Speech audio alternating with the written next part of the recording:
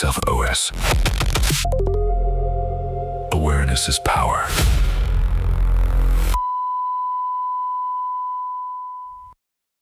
So I want to talk about something that took me a long time to see clearly.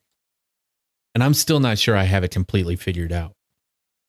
But I think I'm close enough to say it out loud. I keep taking on hard things. Not randomly, not accidentally, consistently, deliberately. I find the position that's going to push me, the situation that's going to require everything I have. The challenge that most people would look at and go, that's a lot. And something in me goes, yeah, that's the one. And from the outside, that looks like ambition, looks like drive, looks like someone who doesn't settle. And I'm not going to say those things aren't true. They might be. Probably are to some degree, right? But here's what I've started to notice underneath it. The challenge isn't really about the goal. The challenge is about the state. The specific internal state of being fully activated, fully engaged, fully in it, where everything is on the line and the stakes are real and the pressure is constant and there's no room to coast. That state, I need that state. And here's where it gets honest. I spent years in an environment where that state wasn't optional, where the training was specifically designed to put you in it, repeatedly, consistently, to the point where it became the baseline, where anything below that level felt wrong, felt too quiet. It felt like something was missing. Train as you fight. That's the principle. You don't prepare for difficulty by reading about it. You prepare by going through it over and over until the nervous system stops treating it as a threat and starts treating it as something it already knows how to handle. And it worked for what it was designed for. But here's the thing nobody tells you about that kind of training. When you come back to a world that isn't running at that level, a world that isn't constantly putting you through the scenario, the nervous system doesn't just power down. It looks for the conditions it was built for. And if they're not there, it creates them. It's like getting punched in the arm repeatedly. Eventually, you go numb. And when the numbness sets in, when the punch stops registering, you don't feel relief. You feel absence. And absence is worse. Because at least the punch meant something was happening. At least the arm was alive. And so you find the next punch. Not because you enjoy the pain, because the arm only wakes up when it's being hit. There's a Stoic practice called Premeditatio Malorum, Latin for the premeditation of evils. The deliberate practice of imagining difficulty before it arrives. Not as pessimism, as preparation, as the removal of surprise from the hard thing. So when it comes, and it always comes, the system isn't ambushed. It's ready. It already ran the scenario. It already knows what to do. That right there is stress inoculation done right. Not compulsive, deliberate. Not the arm going numb from being hit without asking. The arm being trained consciously, intentionally, for the specific difficulty that actually matters. That's what this episode is. The difference between the stress that runs you and the stress you choose, and how to tell which one you're in. Before anything else, just notice what you're bracing for right now. Not out there, in here. That low-level readiness that's always running. The scan, the preparation, the grip that tightens before anything has even happened. That's not anxiety. That's a trained response. And trained responses can be redirected. There's a guide in reflection, designed by SelfOS. It's called Pause Before You React. It walks you through the moments between the scan starting and the grip tightening. The window before the system takes over. Use it when the arm starts going numb. All right, let's get into this. You're here. Episode 17. Premeditatio Malorum.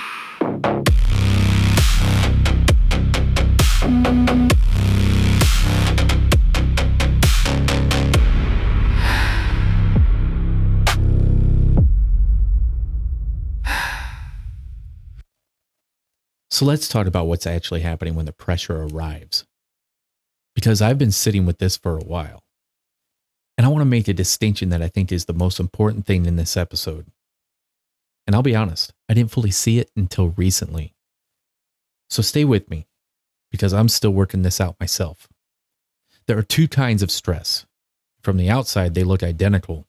From the inside, they feel almost identical. But they are completely different things producing completely different results. And until you can tell them apart, you have no idea whether the hard thing you're in is building you or just keeping you numb. Here is the first kind, the stress you choose. You saw it coming. You decided to engage. You walked into the difficult position, the challenging conversation, the high-stakes situation, the thing that was going to require everything you had. And you did it with your eyes wide open, knowing what you were getting into, ready for the difficulty because you selected it deliberately. That's training. That's what the military taught me. Train as you fight. You don't prepare for the hard thing by reading about it. You prepare by going through it repeatedly until the nervous system stops treating it as a threat and starts treating it as something it already knows how to handle. Now, here's the second kind. The stress that finds you. The one that swoops in while the window of peace is just starting to form. You know that window. The moment when things finally start to settle. When the arm stops hurting for a minute. When something in you goes, okay, maybe right now is okay. Maybe I can just be here for a second. And then something arrives to take it. And here's what happens to me in that moment. And I'm going to be completely honest about this because I think it's the thing that connects everything. The moment I feel something starting to go south, the moment the situation starts moving in a direction I didn't choose, something in me goes to the throat of it immediately. Not after thinking about it. Not after deciding to. Just there.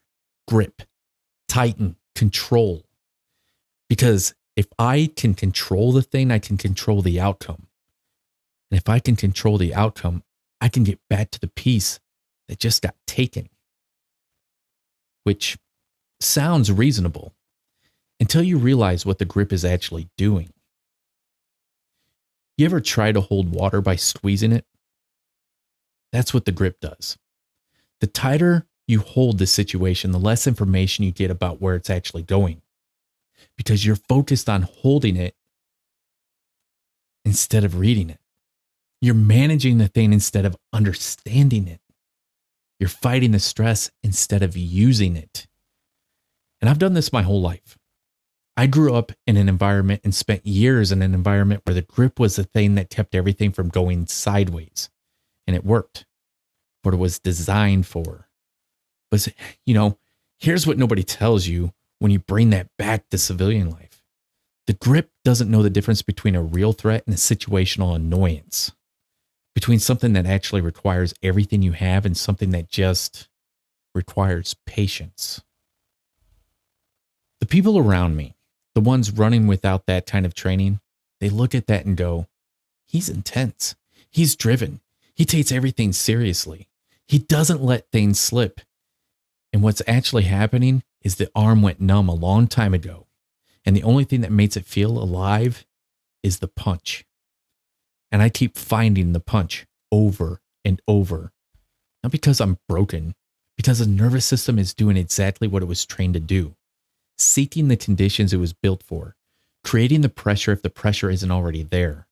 Because without the pressure, without the activation, without the grip, what am I? Who is me when there's nothing to hold?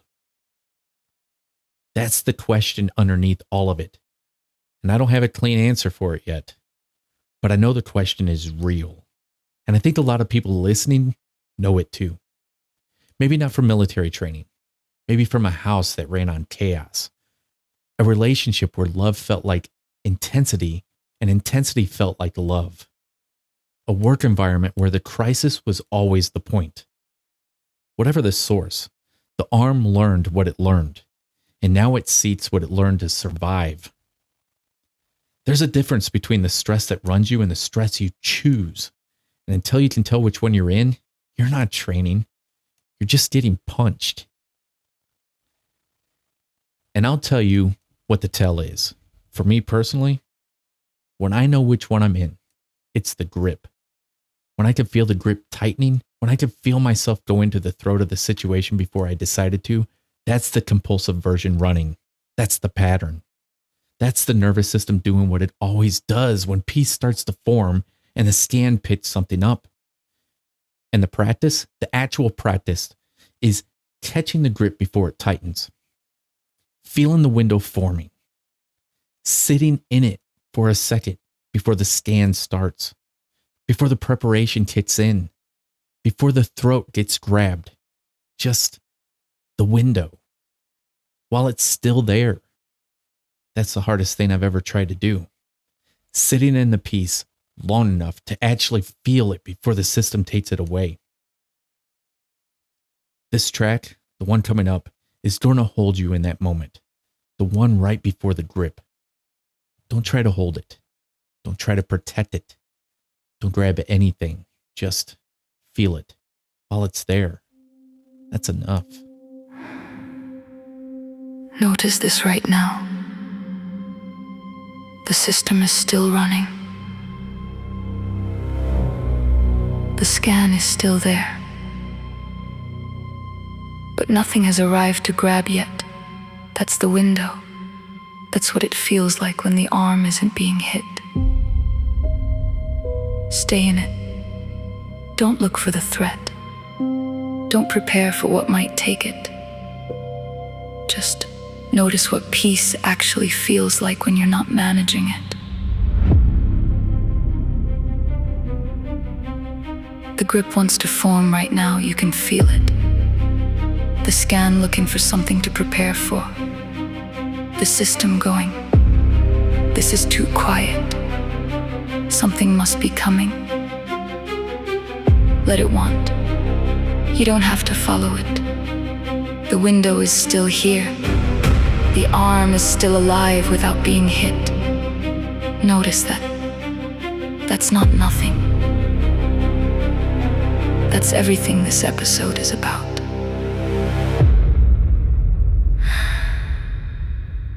This is what the deliberate practice feels like. Not the compulsive seeking. Not the grip. Just sitting with what could go wrong before it does. Feeling what it would cost, deciding in advance what you'd do, and then releasing it, and being here, in the window, without the grip, without the punch, just here, and the arm is still alive.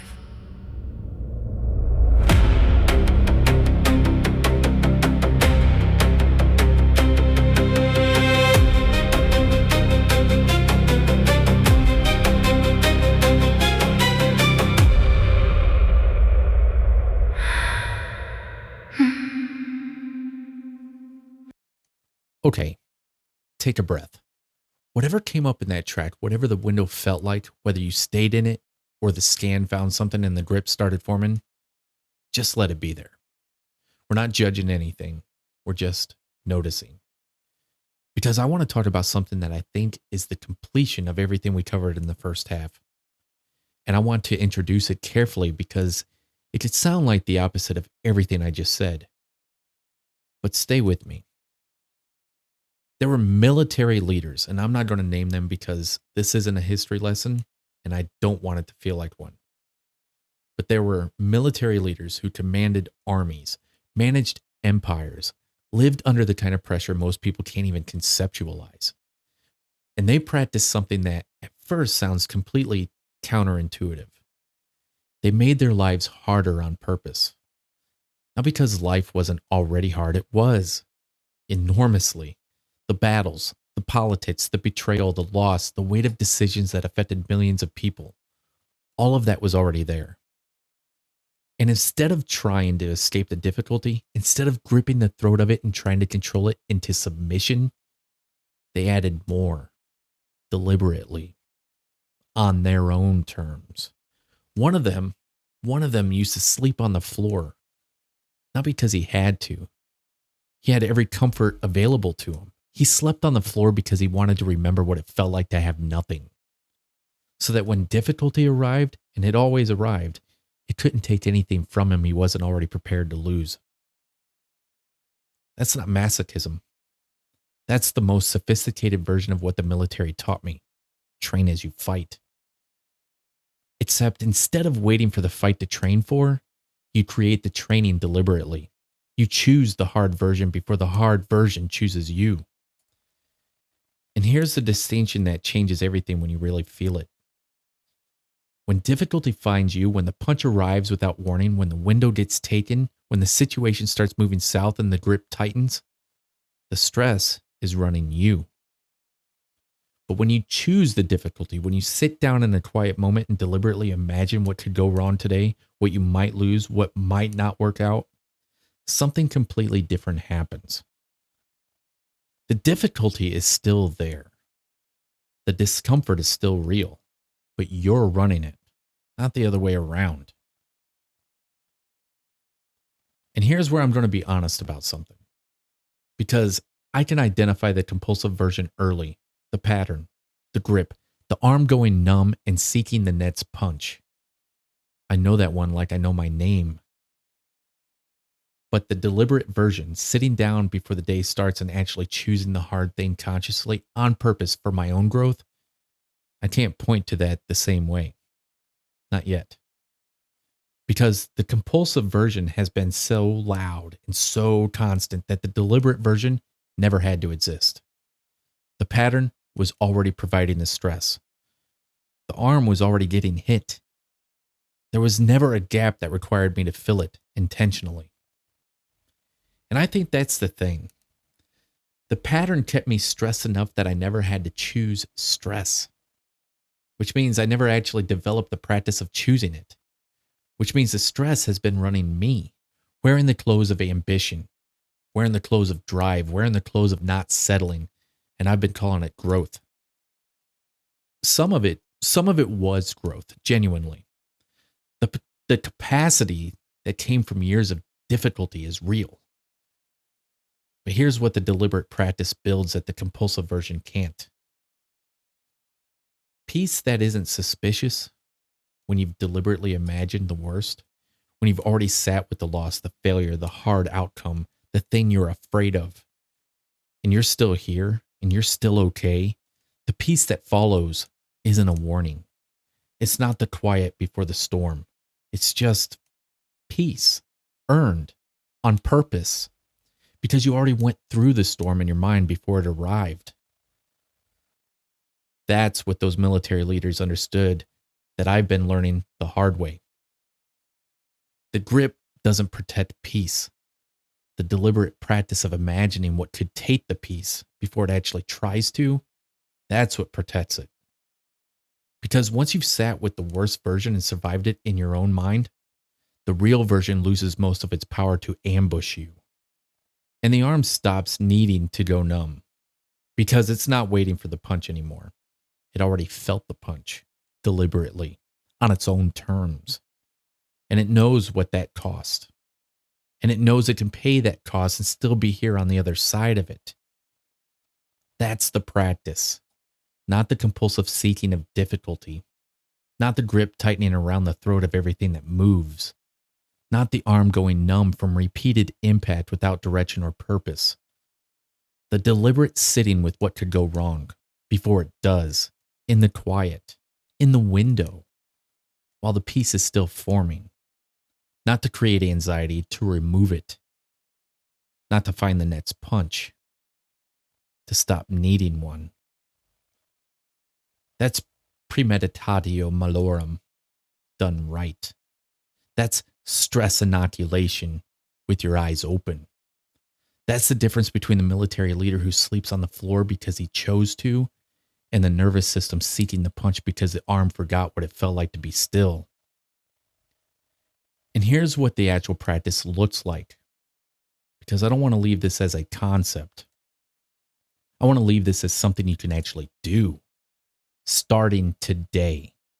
Before the day starts, in the quiet, before the scan finds anything, before the grip has a reason to form, you sit down and you ask one question, just one. What's the worst that could happen today? Not to spiral into it, not to catastrophize it, not to grip the throat of it before it arrives, just to see it, to feel what it would feel like, to decide in advance what to do if it happened. And then, and this is the part that changes everything, to let it go, to release the outcome, to walk into the day having already survived the worst version of it in your mind. And therefore free, genuinely free, to be present for whatever actually happens. Because you already ran the scenario, and you're still here, and the arm is still alive, and you didn't need the punch to wake it up. The stress you choose builds you. The stress that runs you just keeps you numb. And the practice of choosing it deliberately, sitting with the worst before it arrives, releasing the outcome, walking into the day prepared instead of ambushed, that's the difference between training and just getting hit. So here's the part I want to leave you with. Because I think this connects to everything this show has been building since episode 10. The frontier, the discomfort of changing. That's stress you can choose. The drain, the weight of performing fine all day. That's stress running you. The race to nowhere, the pattern seeking its own conditions. That's the arm going numb. The room that couldn't be emptied, staying in the hard conversation, that's deliberate stress inoculation. All of it has been about the same thing. The difference between the stress that runs you and the stress you choose. And I'm not on the other side of this one. Nope, I want to be clear about that. I'm in it. Still seeking the punch sometimes. Still feeling the grip tighten before I decided to grip anything. Still having to catch the window before the scan takes it. Still learning what peace that isn't suspicious actually feels like. Still working on it. Every day. But here's what I know now that I didn't know before I started putting this together. The arm doesn't have to go numb. The punch doesn't have to be the only thing that makes it feel alive. The window can stay open longer than the system thinks it can. And the practice of sitting in it deliberately, consciously, on your own terms, builds something the compulsive version never could. Capacity. Real capacity. Not the numbness that looks like toughness from the outside.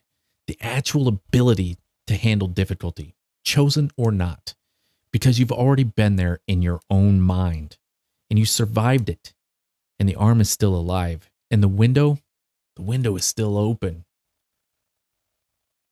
What's the worst that could happen today?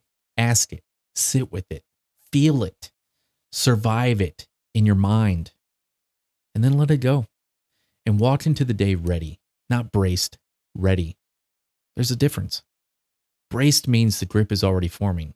Ready means you already ran the scenario and you know what to do. That's the practice.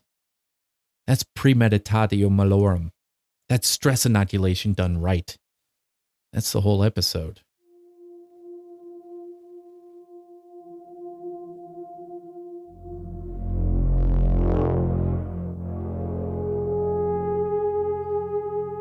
The window open. The arm is still alive, and it didn't need the punch. Notice that that's not small. That's what the whole practice is building toward, one window at a time. What's the worst that could happen today?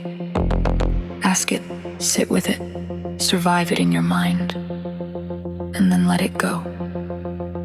And walk in ready. Not braced ready.